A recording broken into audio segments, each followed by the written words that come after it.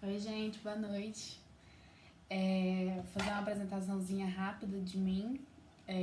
Provavelmente esse vídeo vai estar um pouquinho parecido com o vídeo de sexta-feira, porque eu sou. Nem falei meu nome, né? Meu nome é Isabela, eu vou ser a professora de inglês de vocês e também vou estar dando aula de matemática. Então vocês vão ter que aguentar minha cara aí 2 vezes na semana. Eu gravei o vídeo da matemática que eu acabei me confundindo um pouquinho antes do de inglês. E aí eu já tinha feito a minha apresentação lá, então vocês. E o vídeo já tá pronto, então sexta-feira vocês ignoram a apresentação longa que eu vou fazer. Tem umas dicas lá que eu vou só passar um pouquinho antes, porque teoricamente a aula de hoje é primeiro, né? Que é a aula de terça. Só queria dizer que é um prazer estar aqui.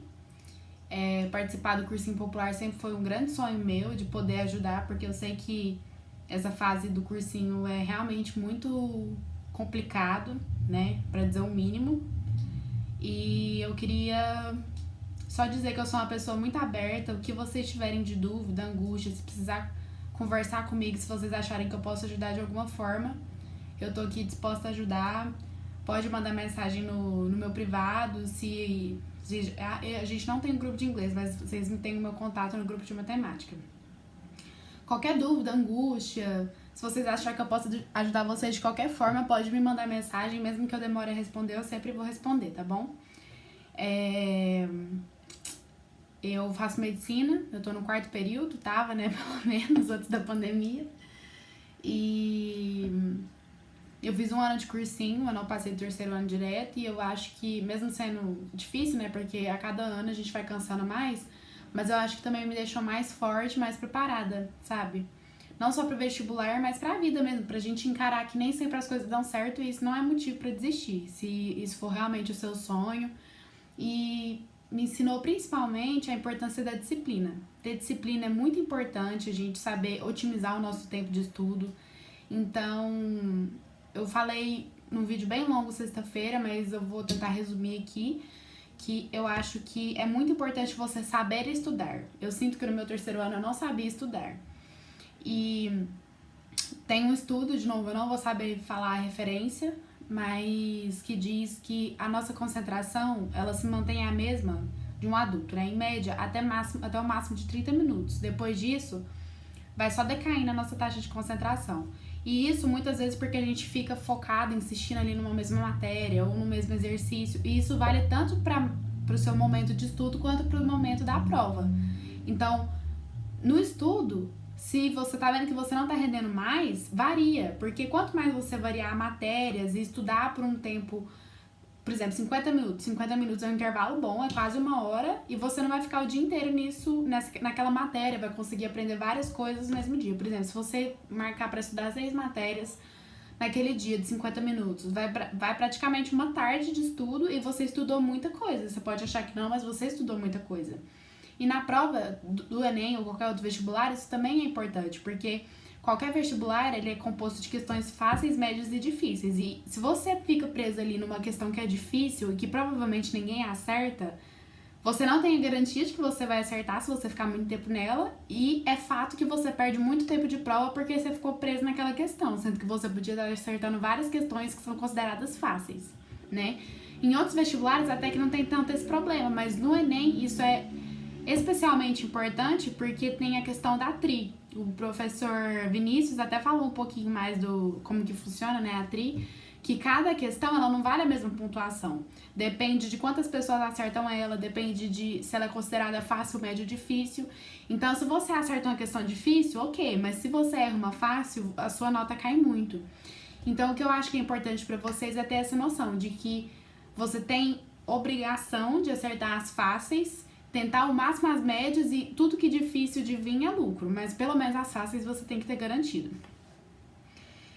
Importância de manter saúde mental, então lembre-se de fazer o mínimo de exercício físico, porque você precisa gastar essa energia física, né, porque você já tá gastando muita energia mental. E tomem água e tenham o seu momento de lazer, reservem o seu momento de lazer. Esse foi uma grande mudança minha do 3º pro 1º ano de cursinho.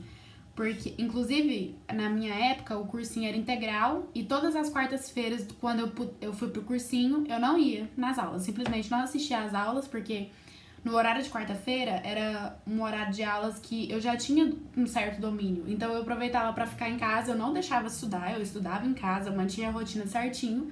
Mas no fim da quarta-feira à tarde era o meu dia de descanso também. E a outra coisa que eu falo no vídeo de sexta-feira que vocês vão ver, que é para aproveitar o horário de descanso de vocês para aprender mesmo que inconscientemente.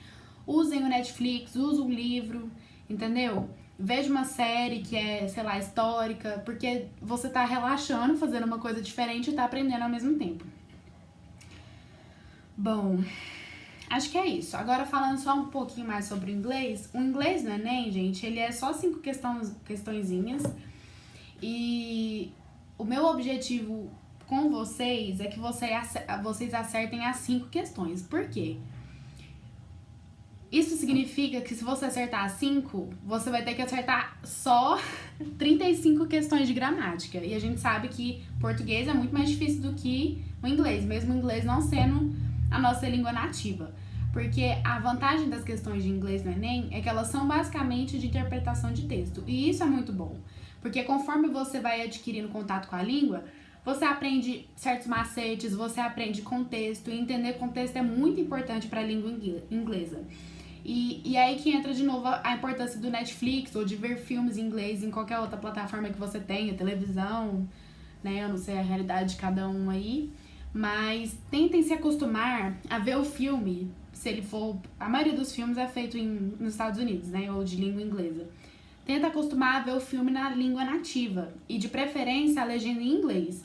Se vocês ainda não tiverem esse domínio do inglês, de conseguir ler e interpretar, põe em português, que já é um grande avanço, porque mesmo que você não esteja lendo em inglês, você está aprendendo inconscientemente também sobre pronúncia. O Enem não demanda pronúncia, né? Mas você aprende contexto, você aprende vocabulário, que é muito importante pro Enem. O que mais eu tinha pra falar? Então é isso, gente. Inglês... vai de coração aberto, porque as questões são geralmente muito fáceis, são só interpretação de texto, e são 5 questões ali que vocês têm que tentar garantir, porque isso vai facilitar a sua nota de português, que geralmente já é baixa. Quem acerta 35 ou mais de 30 em português já tá no céu, porque se considerar que já acertou as 5 de inglês, você tá beirando os 40 pontos ali, que seria teoricamente a nota máxima. Então, é isso, gente. Inglês não é difícil, não encarem com medo, a gente vai conseguir dar o conteúdo todo, né?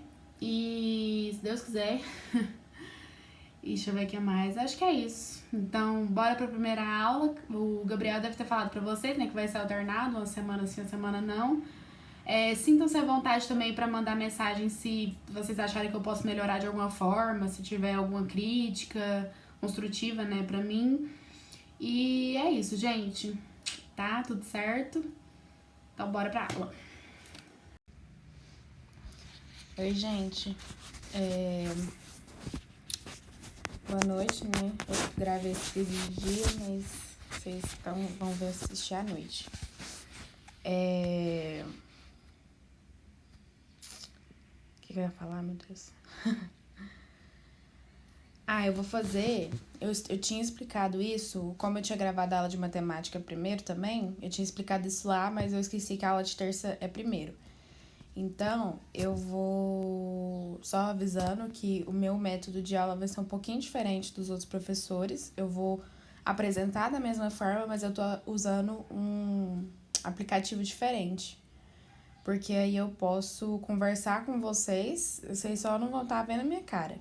Mas eu também tenho a possibilidade de, enquanto eu tô apresentando, eu circular, às vezes eu escrever até no slide, que às vezes alguma explicação não fica tão boa pelo material que tá disponível pra gente, mas aí eu consigo pelo menos oferecer uma explicação adicional e aí vocês veem o que serve melhor para cada um, tá bom?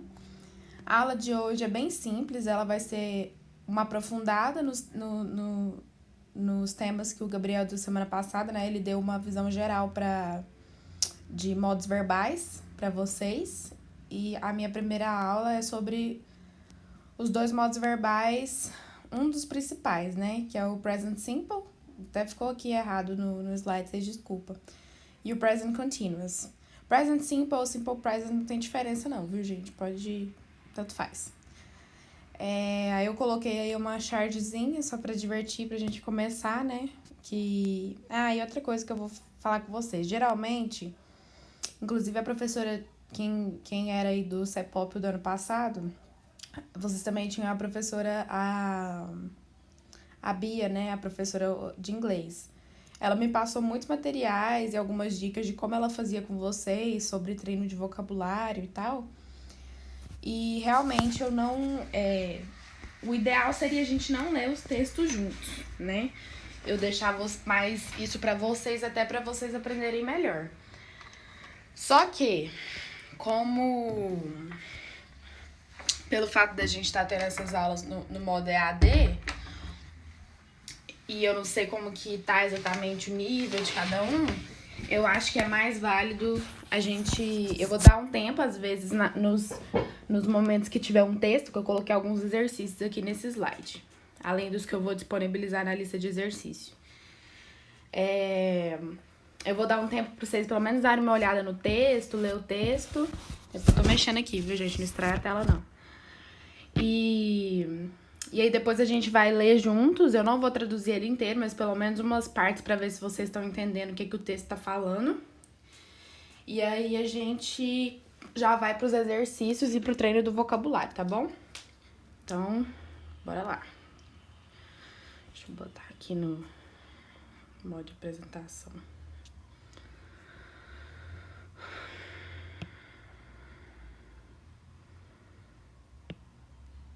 Aí. Então é isso, gente. Nessa chargezinha inicial aqui, a gente tem o Garfield, né, falando John is cooking dinner. Então ele tá falando, o John, né, que é o dono deles lá, aquele cara, está cozinhando, cook, cozinhar, né? E quando ele coloca o ing, é porque tá no gerúndio, né? Então está fazendo agora. Inclusive, esse é um exemplo do present continuous que a gente vai ver daqui pra frente. Dinner. Dinner é jantar. Vocês sabem isso, né?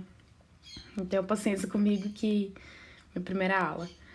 E aí, o cachorro já foge, ou seja, a gente assume o que disso? Porque se o cachorro não vai querer comer a comida dele, que a comida é ruim, né? O cachorro tá comendo grama, que é outra coisa estranha, porque cachorro gosta de carne, de outras coisas. O cachorro não come planta, né? Geralmente. E aí o gato vai e fala, relax, it's for Liz. Então ele fala, relaxa, não é pra Liz, né? Que é a namorada do John. E esse aí é um exemplo de simple present, né? Então a gente vê os dois modos verbais aqui, uma charge simplesinha. Então, bora. Aqui eu trouxe uma tabela comparativa que eu achei, que inclusive vocês podem parar depois e pegar, dar uma olhada, que ela tá bem didática, ela fala não só pra que usa, mas também exemplos, né? Eu trouxe duas tabelas. Essa e mais uma que vai vir pra frente. E algumas formas de usar. Então, vamos olhar aqui junto, ó. Simple present. A companhia offers. Então, offers good work opportunities. Então, oferece boas oportunidades de trabalho. Certo? Good, boa, work, trabalho, oportunidades. O verbo offers, eu não sei se vocês lembram, mas quando opa, bosta, não tá aparecendo aqui, mas offers. Quando é na terceira pessoa, a gente acrescenta o S pra falar que é terceira pessoa, né?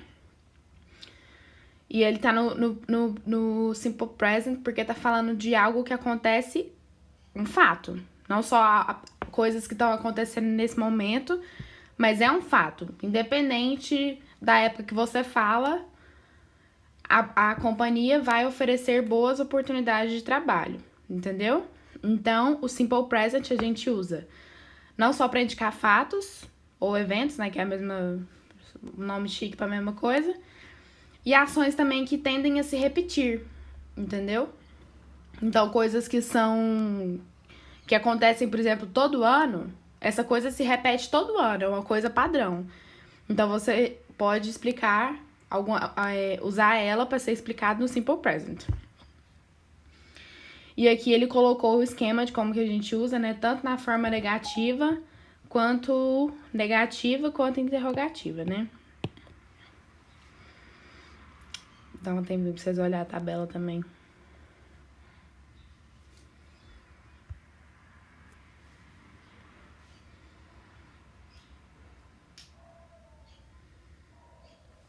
Aqui, ó. Principalmente nessa primeira tabela aqui, é exatamente o que eu tava falando daqui de cima. Quando for I, you, we e they, ou seja, eu, você, nós e eles, o verbo fica direto no infinitivo, quando é no simple present, certo?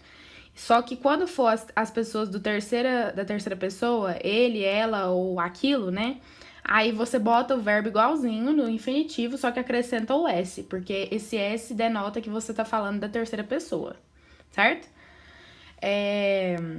Na forma negativa é o mesmo esquema, só que a gente acrescenta o do not e o does not. Quando for essas pessoas aqui, do not. Quando for terceira pessoa, does not. E aqui vocês podem notar uma diferença que o verbo vai continuar no infinitivo, não tem o S. Por que não tem o S mais? Porque o S foi pro does, entendeu? Porque tem que ter o S em algum lugar, indicativo de que é terceira pessoa. Se ele não tá no verbo mais, ele vai pro verbo do. E o verbo do, na forma de terceira pessoa, é does. Certo? A forma interrogativa, você vai usar o do e o does, variando também de acordo com as pessoas. Então, do para todas essas pessoas aqui e o does só para terceira pessoa. Beleza?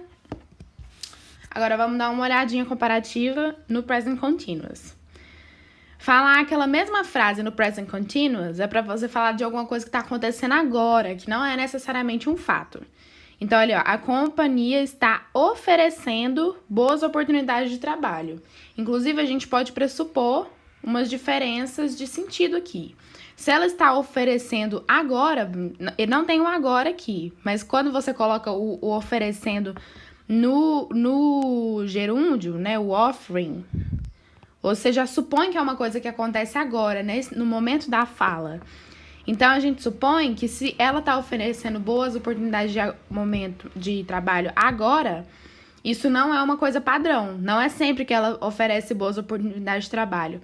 Aqui não. Aqui a gente, pelo fato de estar no infinitivo e ser o simple present e denotar um evento que acontece sempre, ser um fato, a gente pressupõe que a companhia sempre oferece boas oportunidades de trabalho. Isso inclusive, pode ajudar vocês na hora da interpretação de texto, né? Porque as questões do Enem não vão cobrar, qual que é esse modo verbal? Não tem isso.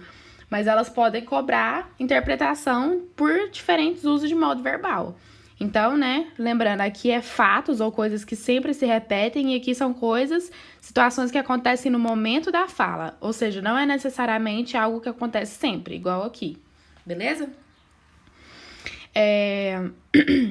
Aqui é o mesmo esquema de conjugação de verbo de infinitivo, só que a gente adiciona o ing, certo? Que é o denotativo de gerúndio, certo? O ing, só caso alguém não saiba, não esteja entendendo, é a mesma coisa que a gente falar o NDO do gerúndio na língua portuguesa. Por exemplo,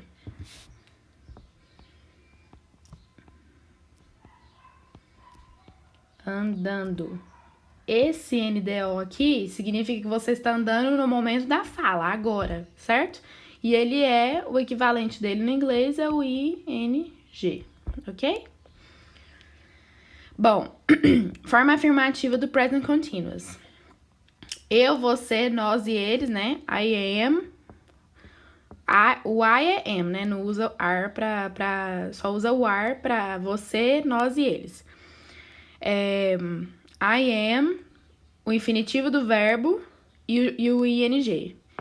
E o he, she, it aqui é a mesma coisa. Não vai ter o esquema do S. Então, é direto, fala que é infinitivo do verbo e ing. Aqui ficou um pouco desconfigurado, mas eu já achei a tabela desse jeito, viu, gente? Então, Mas o que ele tava querendo dizer é isso. Pra todas as pessoas, você vai usar essa forma. Você só vai conjugar o verbo ser, né? O verbo to be, are, am, ou is, certo? É a única coisa que tem diferença. E depois disso, para falar o gerúndio, você já usa o infinitivo seguido do ing, tá? Forma negativa. I am not, ou you, we, they are not, ou seja, não são. Verbo no infinitivo e ing. E quando for terceira pessoa, a mesma coisa. Essas pessoas, is not, infinitivo terceira pessoa. Beleza? Forma interrogativa. Bota o verbo to be no início da frase. Am I? Vou usar o exemplo aqui da tabela. Am I offering a good job? Então, eu estou oferecendo um bom trabalho? Ou essas pessoas estão oferecendo um bom trabalho? Is he, she ou it offering? Tananã, entendeu? Próximo. Então, gente, eu coloquei aqui primeira lição, mas o objetivo dessa aula é você pelo menos saber os usos de cada modo verbal, reconhecer os modos verbais no texto, entendeu? Pelo menos saber que são modos verbais diferentes e que elas também implicam em significados diferentes. E aproveitar pra gente relembrar alguns vocabulários ou aprender alguns vocabulários, tá? Aprender alguns vocabulários. E aí, gente, eu queria dar uma dica. Uma coisa que eu fazia na época que eu estudava inglês, pra eu não esquecer, pega um post-it ou um pedacinho de papel e escreve os vocabulários que você tiver mais dificuldade de decorar, que a gente vai ver daqui pra frente, entendeu? E vai pregando em lugares da casa que você frequenta muito. Por exemplo, prega na parede do seu quarto onde você estuda, ou do lugar da sala onde você estuda, no seu banheiro, no seu espelho, entendeu? Porque aí quando você acordar, você vai lá dar uma olhadinha, lembrei que isso aqui, que tal coisa é tal coisa, pronto. E aí, conforme você vai vendo aquilo com mais frequência, isso vai entrando no seu cérebro, entendeu? Isso não significa que exatamente essas palavras vão cair no Enem, mas pelo menos vai te dar uma grande possibilidade de entender o vocabulário caso ele apareça, né? Então, essa aqui é a segunda tabelinha que eu trouxe comparativa e ela explica um pouco mais dos usos, que aquela lá eu achei que falava pouco dos usos. Então, o simple present, como a gente tinha falado, fato geral, fatos que se repetem, ou ações habituais. Acaba que esses dois são aqui a mesma coisa, mas aqui ele quis dizer ações habituais da pessoa, tipo assim, você escova os seus dentes todo dia. Então, em inglês seria you, você, brush, escovar, your teeth, seus dentes, every day, todos os dias, certo? Elas acabam que são a mesma coisa. E um fato geral sei lá, o sol nasce todo dia, entendeu? The sun rises every day. Estado atual, esse estado atual eu achei um pouquinho problemático, mas ele realmente tá certo, porque o estado atual também você pode acabar confundindo com o caso do simple present, mas aí aqui ele especificou também bonitinho, que não é simplesmente um estado atual, é uma ação específica que está acontecendo no exato momento da fala, entendeu? E outra coisa que você usa o simple present são horários determinados no futuro. Então, já são, por exemplo, compromissos marcados. E outros usos do present continuous, uma atividade geral que acontece durante um período de tempo ou planos futuros, certo? Alguns exemplos de cada caso. O estado atual. My sister lives in Washington. Então, tá falando um fato, entendeu? Que a irmã dele mora em Washington. Um fato geral, que é o que eu falei que eu nem tinha lido, mas o sol nasce, rises, no leste, certo? Ações habituais. I listen to the radio in the mornings. Então, é um hábito para ele escutar os rádios durante a manhã. Horários determinados no futuro. Ou seja, é um fato que vai acontecer no futuro, mas ele já já tá certo que ele vai acontecer. Então, ó, meu voo, flight, leaves, então sai às 10 horas, certo? E aqui os casos do present continuous. Ação específica que está ocorrendo exatamente no momento da fala. Andrew is watching TV. O Andrew está assistindo TV. Lembra que é exatamente o que eu falei. Quando você usa o present continuous, é no momento da fala. Uma atividade geral que acontece durante um período de tempo. My sister is living in Washington. Vamos lá, vamos pegar esse exemplo. Esse aqui, vamos ver. Aí. Nossa, eu tenho a mão, controle horrível. E esse. Lembra que eu tinha falado pra vocês que o uso do verbo dá pra diferenciar o sentido da frase? É isso que eu quero que vocês aprendam. O present continuous aqui tá falando que a irmã dele mora em Washington nesse momento. Ou seja, isso não significa que vai ser uma ação permanente, certo? Quando ele usa o present continuous, is living. Ela está morando agora. Às vezes ela foi pra lá por uma oportunidade de trabalho, ou porque ela tá visitando, sei lá, tá ajudando a mãe dela que tá doente, entendeu? Então, isso não é uma ação que vai ficar pra sempre. Por isso que ele usou o is living. Agora, aqui, isso aqui já é um fato. Isso aqui é um estado da irmã dele mesmo. Então, a irmã dele mora em Washington. Ou ela já nasceu lá, ou ela mudou pra trabalho e é lá que ela quer ficar, entendeu? E é isso que o Enem às vezes cobra de vocês. Interpretação da diferença do significado de um texto, dependendo do modo verbal que está sendo utilizado. E aqui, planos futuros. Que tem uma diferencinha desse trem de horários determinados. Lembra que futuro aqui é só por horários. Aqui são qualquer tipo de plano que você vai realizar no futuro. Então, eu estou viajando para a Europa na sexta-feira. Significa que é um fato que vai acontecer, mas ele já é certo. E é um plano, entendeu? Diferente daqui, que é um horário, tá? Isso aqui é só um pouquinho mais delimitando sobre a gramática do Simple Present. Vamos ler junto aqui, então. Peraí. Aí. O Present Simple é usado para indicar um estado que é considerado permanente ou uma ação que ocorre sempre, certo, gente? O que eu tinha falado aqui que parece a mesma coisa. Fato geral ou ações habituais. O sol nasce no leste e se põe no oeste, certo? Every day he leaves the office at 5:30. Todo dia ele sai do escritório às 5:30. O meu irmão trabalha na BBC.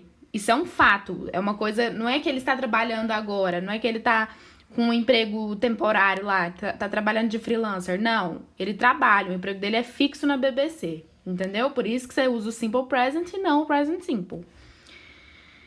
Um outro uso menos frequente é a indicação de uma ação que ocorre no momento em que se fala, uma demonstração ou um comentário sobre futebol, por exemplo.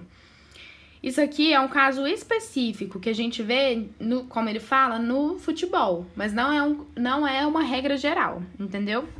Então, olha aqui, quando aqueles... eu não entendo nada de futebol, então tô falando por cima. Mas quando aqueles apresentadores, né, eles estão descrevendo o jogo, eles usam um infinitivo. E nunca o gerúndio, né, que seria o present continuous. Então, ó, esse cara, Rudolph, passa a bola para o Weidel, que marca um gol, entendeu? Present simple. E aqui também, quando a gente vai descrever receitas, geralmente você faz no infinitivo. Primeiro eu coloco o leite, depois eu coloco um pouco de farinha, entendeu?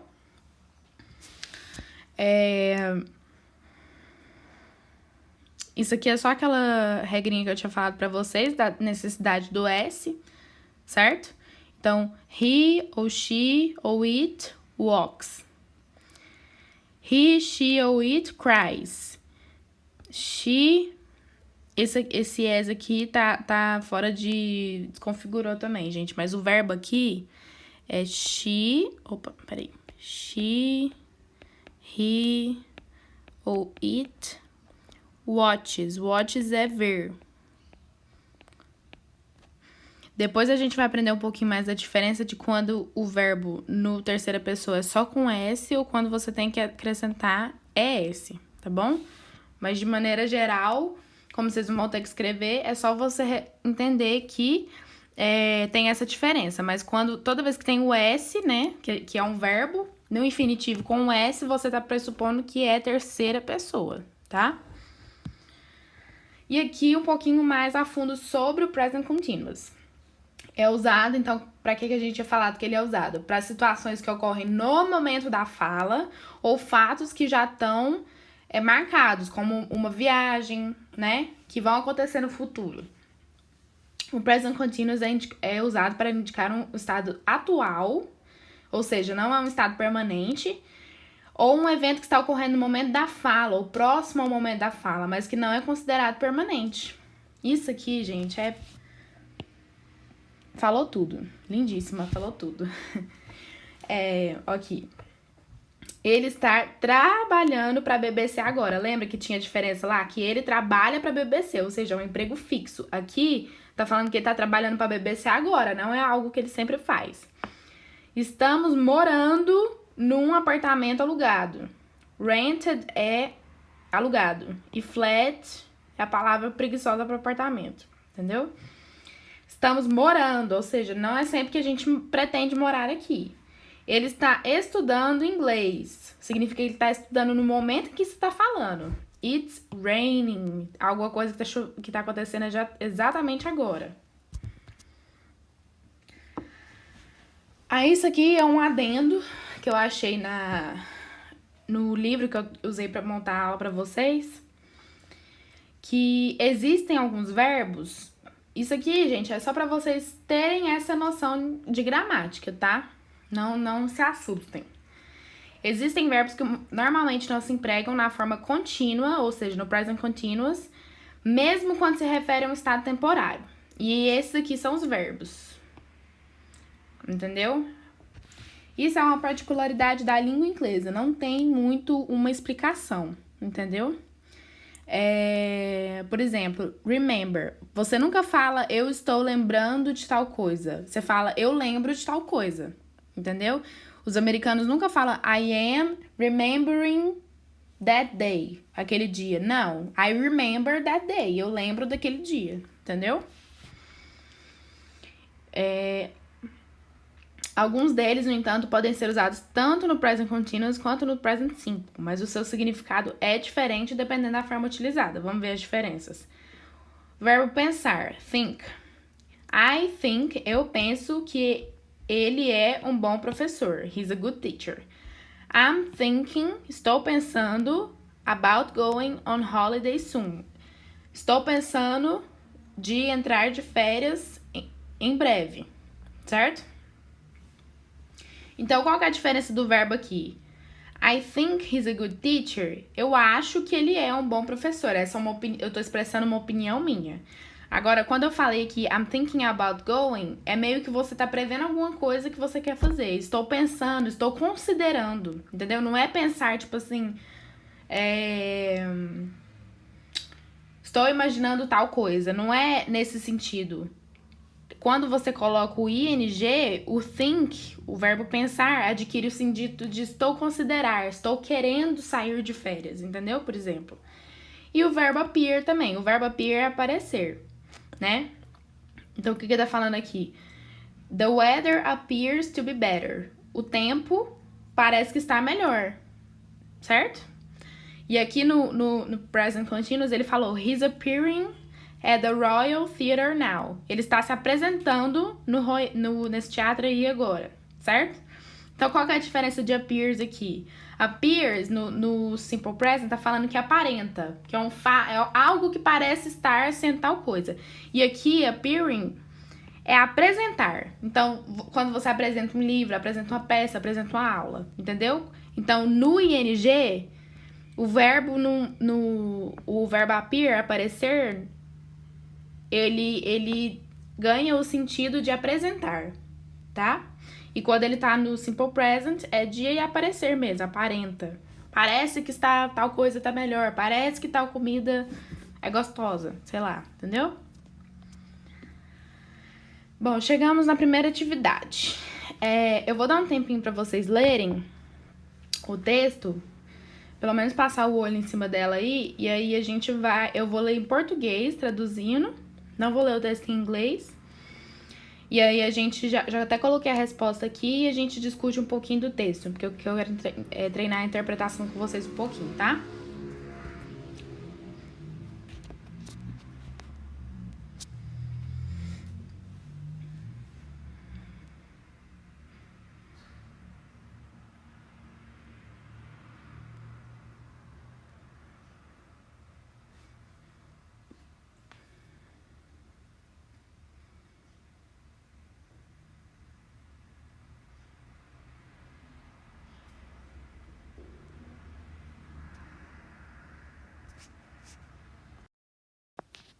Gente, desculpa, teve uma mini pausa, porque tive problemas técnicos aqui. Mas continuando. Bom, eu vou começar traduzindo, vou lendo o texto, tá? Em português pra vocês. Só pra vocês verem se vocês estão pelo menos compreendendo a ideia do texto. O procedimento é, na verdade, bem simples. Primeiro, você organiza, né, ou arruma as coisas em grupos diferentes. Claro, uma pilha talvez seja o suficiente dependendo da quantidade de coisas que tem para fazer. Se você tiver que ir em algum lugar devido à falta de facilities, como que eu vou falar? Não é facilidades,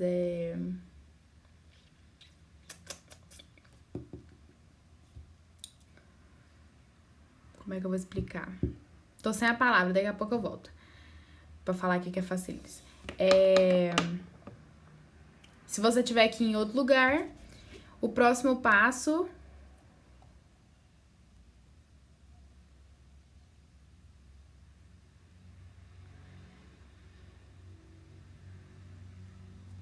caso contrário, você está bem... O L7 é, tipo, bem arrumado.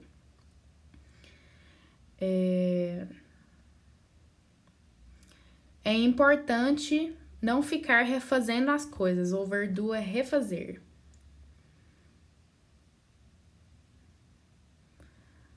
Ou seja, isso é melhor que você faça poucas coisas de uma vez do que muitas vezes. A curto prazo, isso deve não parecer tão importante, mas complicações podem surgir facilmente. Lembrei, gente, a palavra facilities é instalação. Aqui, ó. Deixa eu tentar. Aqui.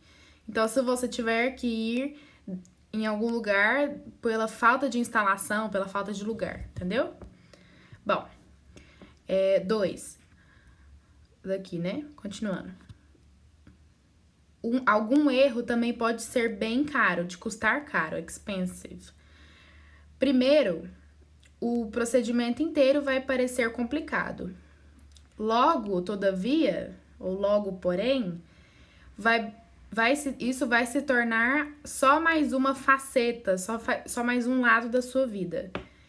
É difícil prever qualquer fim para a necessidade, ou seja, é difícil prever qualquer utilidade da necessidade dessa tarefa num futuro imediato. Mas depois disso, one can never tell. Então, alguém, né? Então, tipo assim, você não pode dizer. Depois que o procedimento está completo, one é quando ele quer falar que é alguém, mas ele não quer especificar a pessoa. Então, alguém. Você, né? Por exemplo, você arruma os materiais em diferentes grupos de novo. Depois, eles podem ser colocados em lugares apropriados. Eventualmente, eles vão ser usados mais de uma vez e o ciclo inteiro terá de ser repetido. Todavia, isso faz parte da vida.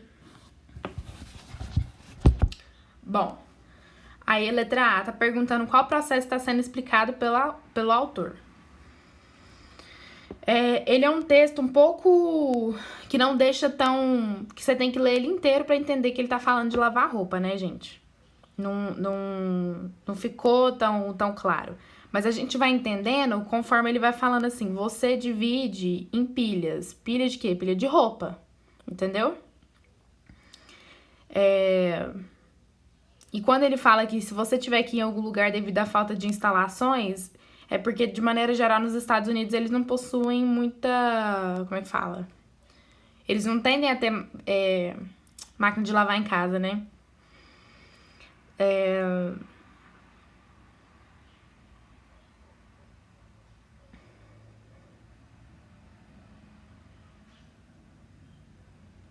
E aqui, ó, então a gente entende que tá falando de lavar roupa quando ele fala pilha, né? Pilha de roupa.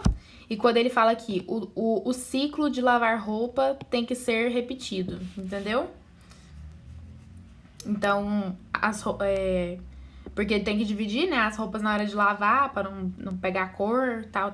Tipo, você não vai misturar roupa colorida com branco, por exemplo. E aí ele fala que, eventualmente, as roupas vão ser usadas mais de uma vez e o ciclo terá que ser repetido, o ciclo de lavar. Quais os tempos verbais que você consegue identificar no texto? Cite alguns exemplos. Alguns. Eu vou apontar aqui, ó. Is, simple present. Por que aqui é simple present? Porque é um fato. The procedure is actually quite simple. Aqui também, you arrange, você arruma. Lembra que a gente viu aquela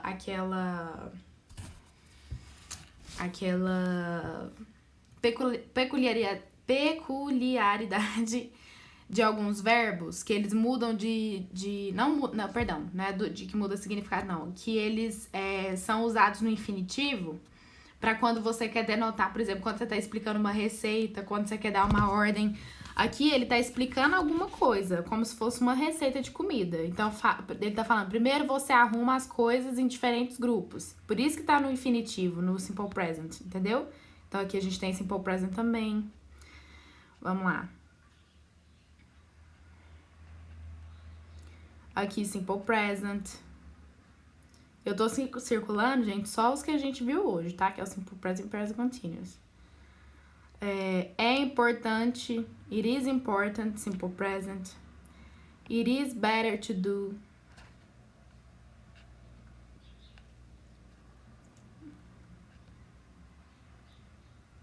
It is difficult to foresee. É difícil de prever. Certo? E aí, esse texto, ele não é, na verdade, do Enem. Ele é um textinho meio complicado, ele caiu, se eu não me engano, na Unesp. Eu só peguei ele pra gente treinar um pouquinho mais de vocabulário, entendeu? Eu coloquei aqui, já tá em ordem, alguns vocabulários que eu queria que vocês tentassem decorar, porque eles são, de certa forma, alguns vocabulários comuns. Procedure. Procedure é procedimento ou processo. Voltando aqui, ó, olha onde tem procedure. O procedimento is actually quite simple, entendeu? E aqui ele tá falando do procedimento de lavar roupa. Quite. Quite também é um advérbio, ele é um modal, né? Que ele é usado para denotar um pouco, entendeu? Aqui ele tá, olha só, the procedure is actually, na verdade, quite simple. Então, bem simples. Ele sempre vem acompanhado ou de um substantivo, ou ele modifica um adjetivo e depois um substantivo, certo? Então, ele atua como um advérbio, ok? Quite, então, é um pouco. É bem simples, certo? Um pouco. Arrange, arrumar ou organizar. Primeiro, você arrange things into different groups. Então, você organiza as coisas em diferentes grupos. Você arruma, certo? Pile, pilha de roupas, que a gente tinha falado. Do to também é uma expressão muito comum, gente. Tentem se acostumar com ela. Escreve no post-it aí que eu falei pra vocês. Aqui, do to aparece aqui, ó. Due to the lack of facilities, que significa devido a. Então, ó, se você tiver que ir a algum lugar, due to, devido à falta de instalações, facilities eu devia ter posto aqui. Mas eu quero, tipo assim, não precisa decorar agora, mas tentem lembrar que facilities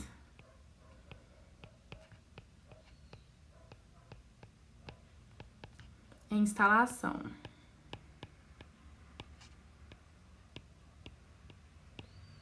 Beleza. Lack é bem comum também, significa falta. Olha aqui, ó. Lack of facilities. Falta de instalação. Set é uma expressão também comum em inglês que significa você está arrumado, você está feito. No portuguêsão basal seria você está feito. Então, ó, se você tiver que ir em algum lugar devido à falta de instalações, tudo bem. Mas, caso contrário, você está bem arrumado, você já está feito. Você está pretty well set. Well set é bem feito. Então, você está bem arrumado, você está bem, entendeu? Overdo. Overdo. Cadê overdo aqui, ó? Ai, gente, eu escrevi errado, desculpa. É overdo. Aqui, ó. Overdo. É refazer mais de uma vez. Entendeu? Do é fazer. Over é depois, então é mais. Então tenta juntar os significados. Fazer mais de uma vez, tá? Aqui é só um O, overdo, desculpa. E o significado aqui não é passar do tempo. Errei, gente, desculpa. Overdo aqui é refazer. Fazer mais de uma vez. Fazer mais de uma vez. Arise. Arise, gente, é surgir. Quer ver? Cadê? Easily arise, aqui, ó. As complicações podem facilmente aparecer, surgir. Arise tem esse sentido, de aparecer, surgir. Faceta. Faceta é um lado, entendeu? Então, um lado do cubo, uma faceta do cubo. Eu não sei se você já conheceu essa palavra em português, mas ela é comum em inglês, então é bom vocês acostumar. Faceta e lado é a mesma coisa. Isso vai ser só mais um lado da sua vida, mais uma parte da sua vida, entendeu? Aqui, ó. E foresee é prever. For tem esse sentido, esse prefixo de antes. E see é ver. Então, por isso que a gente entende que seria prever. Olha aqui no contexto. É difícil prever qualquer fim para essa necessidade, qualquer uso para essa necessidade. Foresee, prever, tá? Vou fazer só mais essa aqui, gente. Eu já vou ler ela, porque o nosso tempo tá meio corrido. Eu vou ler aqui o texto por cima com vocês já. Faça alguma coisa ou faça uma coisa pela diversidade e inclusão, certo? O título. A Aliança das Nações Unidas, que é a ONU, né?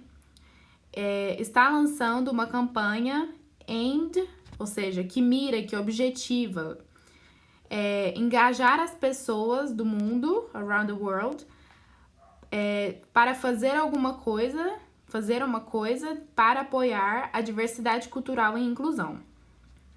Cada um de nós pode fazer uma coisa, né, no mínimo uma coisa pela diversidade e inclusão. Até alguma coisa bem pequena, very little thing, pode se tornar uma ação global se todos nós participarmos. Coisas simples que você pode fazer para celebrar o World Day, então seria Dia Internacional da diversidade cultural, né? Do diálogo para a diversidade cultural e desenvolvimento, que é o dia 21 de maio. Aí ele lista aqui: visitar uma exibição de arte ou um museu dedicado a outras culturas. Ler sobre os grandes pensadores de outras culturas. Visitar um lugar de exaltação, né? Worship, como se for exaltação no sentido assim, você não vai à igreja exaltar Deus? Nesse sentido. Então, visitar um lugar de adoração diferente do seu, different than yours, e participar da celebração daquele lugar. Espalhar a sua própria cultura pelo mundo e aprender sobre outras culturas. Explorar música de uma diferente cultura. Tem milhares de coisas que você pode fazer. Você vai tomar parte em alguma? Essa questão já é do Enem. Perdão, o texto é do Enem, né? Aí vamos lá essa aqui foi a atividade que o próprio livro propôs. Então vamos lá. Qual é o assunto principal do texto? O assunto principal do texto tá falando dessa campanha, certo? Que a ONU, né, essa organização tá lançando pra gente ter mais noção e saber um pouco mais sobre o respeito de outras culturas. E aí essa campanha do One Thing for Diversity é justamente você fazer uma coisa que seja fora da sua zona de conforto e que você permita te conhecer outras culturas, certo? Identifique as palavras cognatas no texto.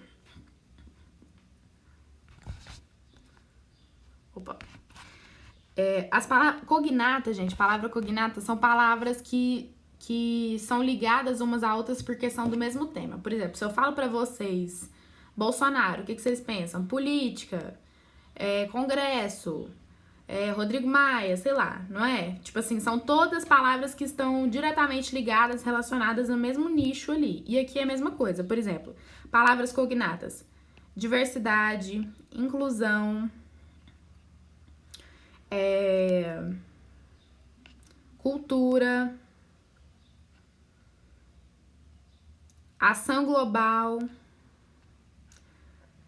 exibição de arte, museu, pensadores, celebração. Tá vendo? São todas palavras que dá pra você relacionar, que todas remetem ao mesmo tema. Essa aqui vocês não precisam responder não, de prefixo e sufixo, porque não é a nossa foco. E analisa as frases. Qual o tempo verbal utilizado? E qual das frases pede uma ação no futuro? The United Nations is launching. Is launching, lembra? ING, present continuous. Está lançando uma campanha. E aqui, are you taking part? Mesma coisa. Present continuous. Os dois são present continuous. E qual delas tá falando de ação no futuro? Essa aqui. Lembra? Porque é uma campanha que vai ser lançada. Diferentemente dessa frase aqui, que tá te perguntando se você vai participar. Aqui já tá falando que é um fato que vai acontecer no futuro. Que a campanha, que essa organização vai lançar essa campanha, cujo objetivo é engajar as pessoas, lá. Circule os verbos nas frases seguintes e em seguida classifique de acordo com o tempo verbal utilizado. Visit, esse é o verbo, certo? There are thousands of things that you can do, certo? Os interessantes para nós aqui são esses, que é simple present, que tá denotando uma ordem, como se fosse uma receita, lembra? Sempre lembra da questão da receita. Visite um museu de arte. Tá te sugerindo que você faça alguma coisa. E isso aqui tá falando um fato. Tem milhares de coisas que você pode fazer. É um fato. Tipo assim, tem milhões de coisas que você pode fazer para ajudar na diversidade cultural. Por isso que ele tá no simple present. E aqui são mais umas palavrinhas de vocabulário que eu quero que vocês aprendam. Launching, que é lançar. O verbo é lançar. E aqui, ontem é o jeito que estava aparecendo no texto, né? Que é a forma do gerúndio no present continuous. Aimed também é uma palavra muito comum. Ela pode significar tanto almejar quanto mirar. Aqui, tem mais o sentido de almejar. Olha só. Tá lançando uma campanha aimed engajar. Então, essa organização está lançando uma campanha que objetiva, que mira, que tem por finalidade engajar as pessoas do mundo, entendeu? Então, aimed tem esse sentido de objetivar, certo? Support é apoiar, certo? Take part. A gente não chegou em phrasal verbs ainda, mas vocês já devem, quem tem um pouco de contato mais com a língua, o inglês tem muito essa questão de misturar palavras e formar uma expressão. E essa expressão aqui, take part, é tomar parte, participar de alguma coisa, entendeu? Art exhibit, o próprio nome já sugere o que é, né? Que é uma exibição de arte. Thinkers, pensadores. Worship, o verbo é adoração, venerar. Você vai na igreja para adorar o seu Deus, por exemplo, certo? E spread é espalhar. Pode ser semear também, mas ele tem mais o sentido de espalhar, certo? Só pra vocês entenderem, aqui, spread your own culture. Espalha a sua própria cultura, no número 4 aqui, tá? Atividade 2. Essa aqui é a resposta daquelas questões que a gente tinha visto. Gente, só confirmando. O texto trata de uma campanha da Aliança das Civilizações das Nações Unidas para promover a diversidade e a inclusão. Beleza.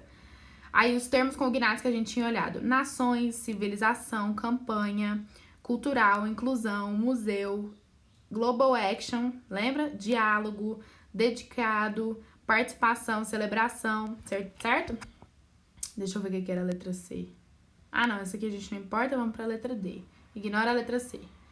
D. Slaunching, present continuous, que indica futuro. Lembra? Are you taking part? Present continuous. Certo? E a letra E, o que pedia? Ah, tá. Pra circular e falar qual que era. There are, present simple. Opa, vamos no 1 primeiro, né? Visit, present simple, que é a questão da receita, tá te mandando uma ordem.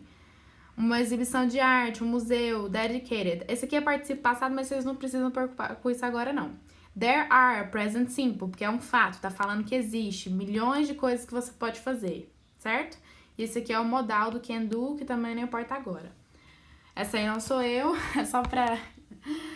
porque tava no slide mesmo. Gente, é isso, desculpa pela demora, é a minha primeira aula, então vocês tenham paciência comigo. Pode me mandar mensagem se você tiver qualquer sugestão ou crítica. Quem não tiver, quem achar que não tá sendo legal, que não tá aprendendo, vem falar comigo que a gente discute jeito melhor de você acompanhar as aulas. Eu posso te mandar outras listas, entendeu?